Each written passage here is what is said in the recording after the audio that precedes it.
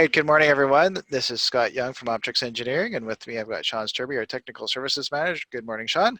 Good morning. And we have another edition of the Optrics Insider. So we have our 3 topics plus a bonus. So the first one are a couple of ransomware stories out there.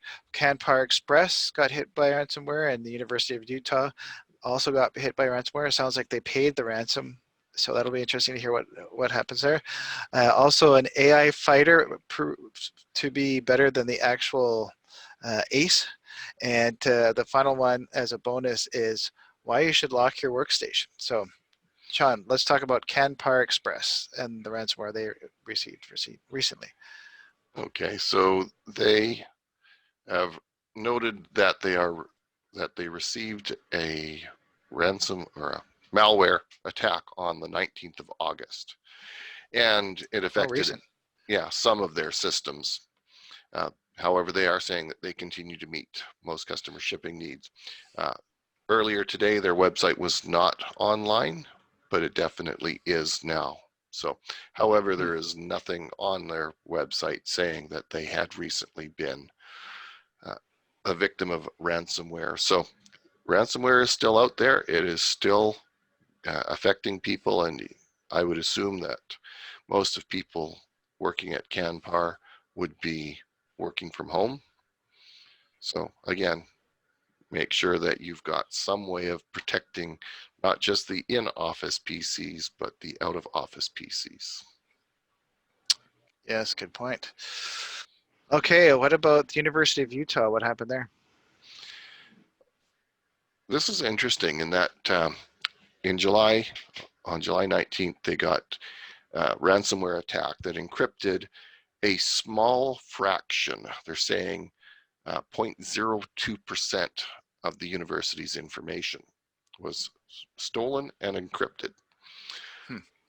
So they looked at the information that was encrypted and or stolen, and after careful consideration, they decided to trigger their cyber insurance provider policy to pay the fee to the ransomware attacker. Now, what's interesting in this case is that they actually had a good backup plan in place, and they were able to restore from backup. So the fact that they had an infection did not actually cause any problems to them. They paid the ransomware authors this almost $500,000 out of their insurance payout, not because they needed the decryption key, but because they wanted to make sure that the information that was encrypted and or stolen was not released. So this is more of a not a ransomware decryption fee, but a pay to delete our data fee. So a couple interesting things there. One is that for those of you watching and you're business owners or part of an organization that needs to look into these things, is that a lot of insurance, liability insurance contracts or policies, I should say, include cybersecurity insurance. So if you, they often will cover recovery from malware. So it's worth checking your insurance policies to see what's in it. And then the other interesting thing is they're paying it to make sure that what the information that was stolen doesn't get leaked. Now you're also assuming, they are assuming that these hackers are good on their word and won't release it after getting paid. So I guess it'll be interesting to see if they were good on their word once they received the funds, but well, best not to be in that position. Basically hush money. Yeah.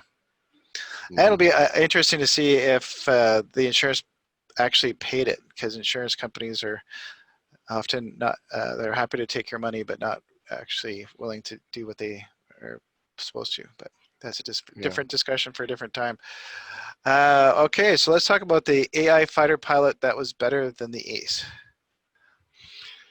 So DARPA has had various different events over the years where they've had self-driving cars and robots of various different types, walking robots, Well, they recently had a fighter pilot event where they took computer-generated uh, artificial intelligences, trained them, and in this case, they said that they trained it for approximately 30 years of virtual training experience or flight experience, and then pitted this artificial intelligence pilot head to head with actually a human pilot. The gentleman was actually an instructor for other fighter pilots, and in a 5-0 win, the virtual pilot managed to take on the human and Hmm. win. So they're not saying that this is a replacement because they did it just in a simulation, in a fight simulator, and it was a very simplistic AI system, but they're definitely heading that direction. And so the old quote, "I welcome my new robotic overlords," that looks to apply to this. Hmm. Yeah, there is. I was going to say, I wonder how Maverick would do against this AI fighter pilot. And then there was that movie Stealth from a while ago, where Yeah. they had an AI fighter uh, pilot, and they were trying to replace the human fighters. So yeah, it's going to happen. Okay, so as a bonus, why you should lock your workstation? Yeah, recently our family received or got a pet. In this case, it's a cat, and the cat likes to come up and watch the mouse moving around on the screen as I'm doing work. So last week I got bugged by the guys that in my instant messaging system I had a whole string of threes. And what was I having a problem? Was there having a stroke or something? No, it was just the cat. Yes. So the Windows key L locks your keyboard when you walk away, and that's definitely become my habit when I'm not around the computer. Mm-hmm. In this case, I was actually at the computer. But it does bring out that you might want to do the same thing as we are now working from home, because there's a report that a 6-year-old boy decided to purchase his own birthday gift, a 19,000-pound monster truck.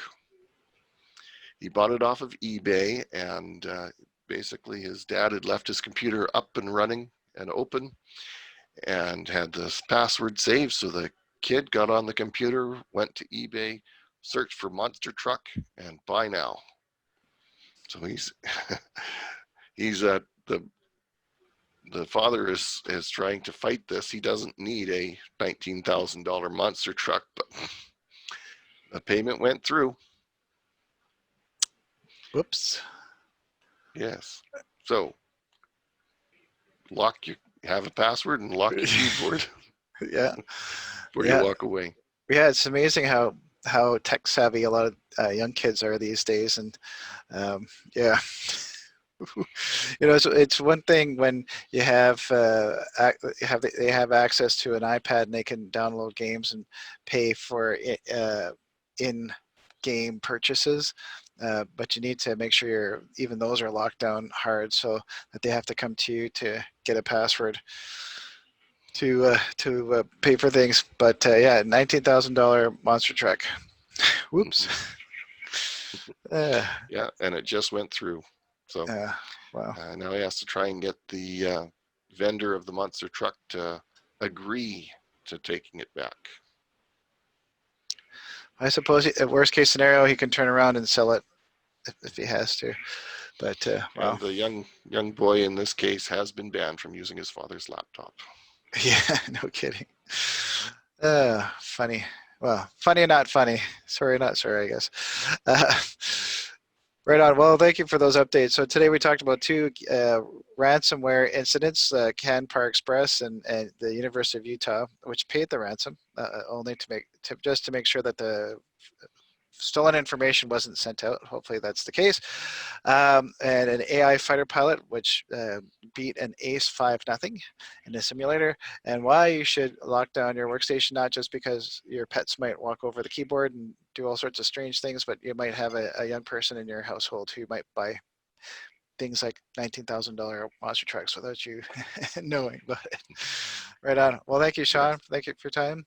And as always, if you enjoyed this episode, please like, share, and subscribe. And of course, leave a comment if you have a question or have a comment about what you heard today or what you experienced similar to something like that we talked about today. Thanks, Sean, and have everyone a great week. Talk to you later. Bye-bye. Bye.